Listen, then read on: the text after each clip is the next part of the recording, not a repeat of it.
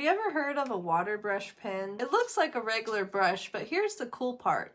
The handle holds water inside, so you don't need a separate cup when you're painting. Today I'm going to show you exactly how water brush pens work, how to use them in your art practice, and why they're one of my most favoritist art tools for watercolor. Whether you're painting at home or on the go, the simple tool can make things so much easier. You just twist off the top, then you just fill it up at the sink or with a spray bottle, just like this.